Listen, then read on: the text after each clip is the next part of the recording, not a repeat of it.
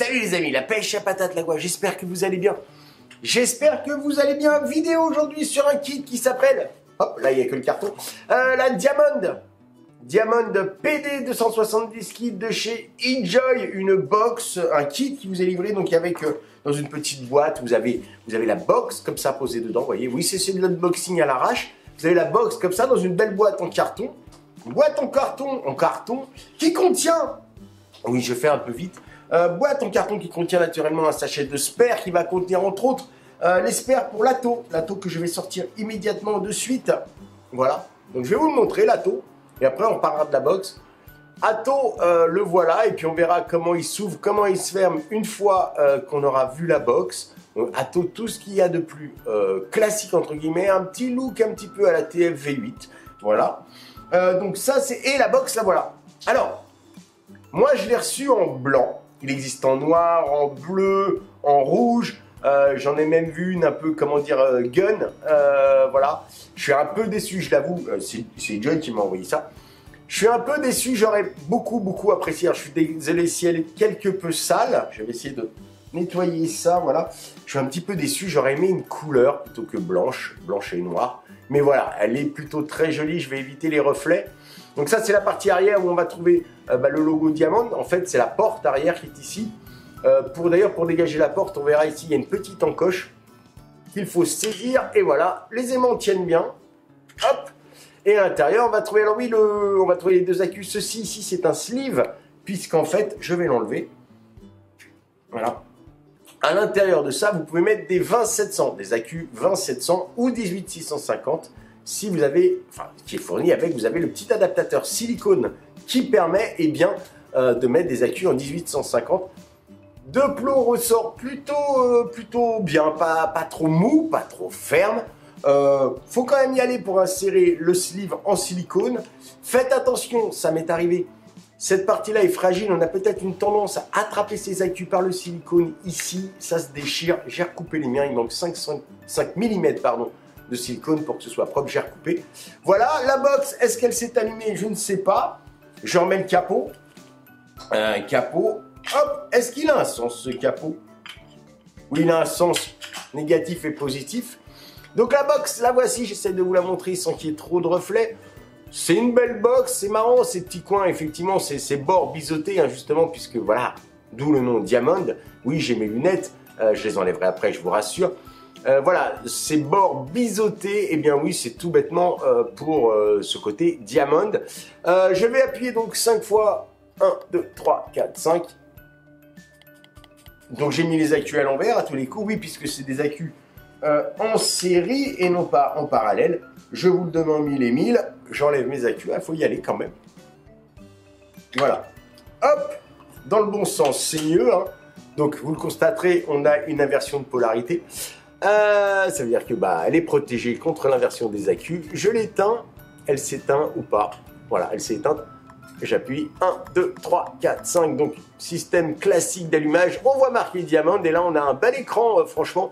Désolé pour le scintillement dû à la caméra. Mais voilà, on a un bel écran qui va contenir naturellement les wattages. Et puis, on peut aussi naturellement faire du contrôle de température en NI, en TI, en TCR. Enfin, vous avez tout ce qu'il faut dedans. Donc, on va regarder un petit peu ça. Donc, rien de plus simple, ça reste un kit tout à fait classique au niveau du chipset.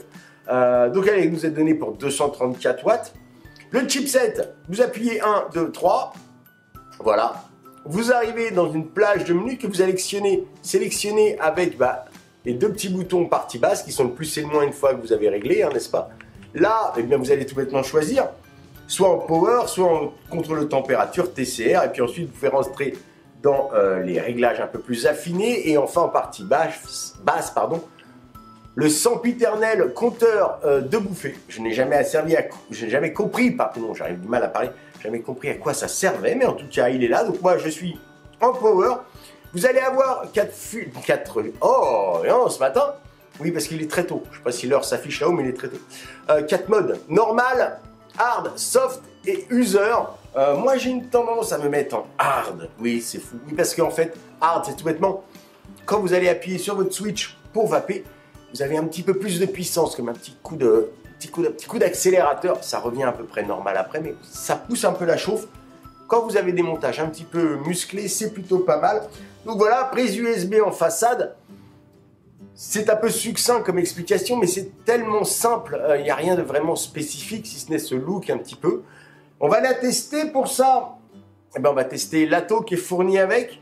Donc, petit drip tip amovible. On n'est pas sur du 510 en drip tip, on est sur du 810. Mais, je vous le montre, nous avons à l'intérieur du petit sachet de spare le réducteur de façon à pouvoir mettre un 510 classique. Je parle du drip tip, le petit bec qui vient là.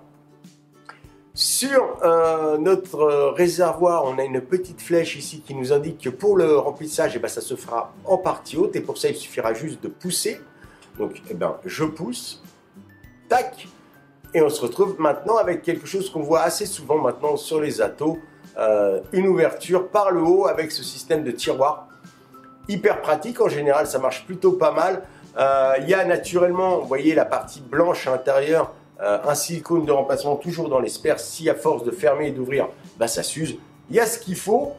On va essayer de l'ouvrir quand même avant de le remplir. Pour ça, je vais l'ouvrir partie haute. Donc, là, j'ai la partie haute qui sert à remplissage. Un Pyrex. Attention, pas de Pyrex de rechange dans la boîte. Donc, faire attention à ça. On se retrouve avec de la grosse mèche, hein, grosse résistance, des choses qu'on a l'habitude de voir, qui ressemblent effectivement à déjà ce qu'on peut trouver sur des TFV8, des choses comme ça. Donc là, pour vous donner un ordre d'idée, je suis en 0,4, on va de 60 à 90 watts sur cette résistance-là. J'aime beaucoup le plot du bas, je le trouve assez joli, voilà. C'est plutôt joli. Et on a une autre résistance qui, elle, nous est donnée en rab,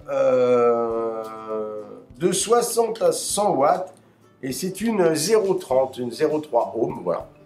Donc voilà, on va remettre ça en place, je vais mettre un petit peu de liquide. Pour les besoins de la vidéo, allons-y, la box est noire et blanche, j'ai choisi un liquide tout aussi brillant que le diamant, et noir et blanc aussi. Le Beetlejuice de chez Millésime avec ce côté noir et blanc, ça colle parfaitement. Allons-y, on va se mettre ça là-dessus. On va imbiber notre tête et on va voir si ça marche. Alors, je vais essayer d'imbiber la tête. Donc, comme toujours, hein, n'oubliez pas d'imbiber vos résistances avant l'utilisation. C'est toujours mieux. Oui, je garde mes lunettes. Si j'avais envie de faire une vidéo avec lunettes, ça apporte un peu de sérieux au contenu, vous voyez. Donc, on va mettre ça là-dessus. Donc, moi, j'hésite pas. Hein. J'hésite pas, je le dis. Je mets du liquide sur ma résistance. Bel airflow en partie basse, on a deux airflows, deux immenses airflows. On a un plot qui sort suffisamment. Après, vous en faites ce que vous voulez. Je mets ça là-dessus. Je visse. Hein. Voilà. Tac. On va fermer l'airflow au cas où pour le remplissage. On va le faire remplissage à la pipette. Et est-ce que ça fonctionne? Il y a de fortes chances que oui, ça se remplit très bien. Pas de souci. Donc là, l'Atto, pas grosse découverte. On reste sur quelque chose de classique. Maintenant, je ne connais pas les résistances qu'il y a là-dedans. Je ne sais pas quel est le rendu de saveur, en sachant que ma résistance sera toute neuve. Donc, il y a toujours des goûts parasites. Voilà, donc hop. Je mets ça là-dedans. Je vais arrêter le remplissage, ça ira pour l'instant. Hop. Donc, je vais insérer ma tête. Voilà. Ça se fait très bien. Donc, on est sur un plot flottant maintenant. C'est un peu devenu habituel. Hein. Plot flottant, c'est quand même assez rare de trouver des choses qui ne soient plus comme ça. Ça m'annonce, eh bien, effectivement, un 0,42. Alors, vous avez tout. Hein, le mode que vous avez choisi, si vous avez choisi hard ou pas, vous avez votre taux de batterie, bien sûr, la puissance que vous avez demandé. Vous allez avoir le compteur de puff et tout. Donc, c'est un écran clair. Plutôt très très lisible, donc ça c'est plutôt pas mal. Pourquoi pas, je suis pas un fan des drip tips de ce diamètre là qui partent en cône, ça chasse un peu. Après voilà, donc là je suis à 63 watts, je vais descendre quelque peu, je vais commencer à 50, donc plus moins, hein, truc habituel, hein. Donc ça c'est plutôt simple, franchement c'est pas une box compliquée. Je vais me mettre à 50. Les boutons sont très agréables au toucher. On a une vraie sensation de clic. Voilà, on sait qu'on est en train d'appuyer dessus. Et le bouton Fire est plutôt pas mal. Le bouton Fire, on remarquera avec ce côté aussi un peu diamant. Voilà, ce côté un peu taillé en facette. Donc plutôt pas mal. J'essaye ça.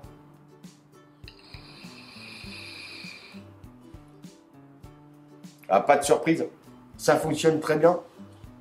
Pas de surprise aussi sur le millésime, qui est un custard, un vanille. C'est très gourmand, c'est très bon. Voilà, ça c'est. Si jamais vous en croisez du millésime, vous pouvez y aller. C'est très très bon. Voilà, c'est un vanille. Voilà, vous savez, je ne fais pas de review de liquide, mais voilà. Celui-là, je l'aime bien. Moi qui vapote des liquides vanillés, c'est très bon. Donc, est-ce que ça fonctionne? Oui, ça fonctionne très bien. Imaginons que j'ai envie de passer en contrôle de température, mais je ne veux pas le faire, mais je vais le faire comme ça pour de rire. 1, 2, 3, j'appuie. Voilà, ça m'affiche bien effectivement toutes les différentes fonctions. Je vais en choisir une avec le plus ou le moins. Hein. Voilà, avec le plus ou le moins. Imaginons par exemple que je veuille aller dans le reset pour les puffs, parce que ça ne sert à rien. Je valide avec le Fire. Et voilà, mes puffs sont revenus à 0. 3, je redescends. Par exemple, si je vais aller dans le contrôle de température, toujours 1, 2, 3, je rentre dans les petites cases. Je valide avec. Et là, je vais avoir effectivement NI. Alors, NI, TI, les mémoires. Et puis, la dernière fonction, ce sera la sortie. Donc, je vais sélectionner la sortie puisque je ne vais pas me mettre en contrôle de température. Donc, c'est hyper clair. Vraiment pas besoin de sortir la notice. Si vous avez déjà ce genre de box et vous connaissez un peu le système, c'est hyper facile. On trouve assez rapidement ces marques. Donc voilà, bon petit kit, a priori annoncé dans les 90 €. Donc ça reste complètement raisonnable avec une tête. Moi, je l'ai testé pendant une quinzaine de jours. Et très honnêtement, ça n'a pas de souci. Pas eu de problème de misfire tout seul dans la poche parce que le bouton est assez ferme. Voilà, je vais vous donner ces dimensions. Eh bien, ces dimensions, on est sur un 92 mm de haut. Donc, je parle que de la box, un 92 mm, 49, et on est sur un 34,5, ce qui laisse largement, on voit, hein, ce qui laisse largement de place pour mettre un matos plus gros. Donc oui, jusqu'à 234 watts, on est sur un alliage de zinc. Et les plages de résistance, c'est de 0,05 à 3 ohms, voilà. On peut faire des mises à jour, elle existe donc comme j'ai dit en noir, en blanc et en rouge. On va passer au clairomiseur, le Capitaine X3S, c'est son nom, Capitaine X3S, donc voilà. Donc lui, on est en diamètre de 25, et on le voit par rapport à la box, il est beaucoup plus petit, il fait 4,2 ml de contenance. Il a des résistances dedans, soit des X3C1 en 0,4 de 60 à 90 watts, c'est ce que j'ai à l'intérieur de celle-là, ou soit des X3C2 0,3 ohms de 60 à 100 watts, et a priori il existe aussi des X3C3 à 0,20 ohms, 0,2 ohms, je vais y arriver, de 90 à 100 watts, bac d'airflow réglable. Il existe aussi en noir, en blanc, en rouge, en bleu. En fait, il existe de la même couleur que les box. Voilà! J'ai fait la totale, comme on dit. Petite box faite un peu rapidement. Pas grand-chose à dire de plus sur cette box. Prise en main, on est sur un bon 200 et quelques grammes. On n'est pas sur une box très légère. Très bon matos. J'en profite pour enlever mes lunettes. Voilà, très bon matos. A priori, un prix qui reste cohérent par rapport à ce qu'on propose et puis par rapport à l'atto. Rien d'exceptionnel au niveau de l'atto. Je ne me prononce pas au niveau des arômes parce que là, je viens de mettre une résistance neuve. Il me faudrait qu'elle se rôde un petit peu, mais bon, on est sur du aérien naturellement. Vous avez vu les arrivées d'air. Je vais monter un petit peu les tours. Je vais me mettre, ils annoncent quoi? Ils annoncent que 90 watts. Je vais me mettre un 80 watts. Je vais essayer de... Allez, je vais me mettre à 80 watts, histoire de voir ce que ça donne en restant dans la plage de puissance donnée.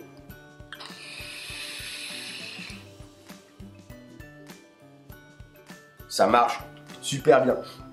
Et bien voilà, c'était la Enjoy, que je vous dise pas de bêtises, la Diamond PD 270 kit, ce petit kit-là. Merci à eux de me l'avoir envoyé. J'aurais préféré une autre couleur, mais faut rien dire.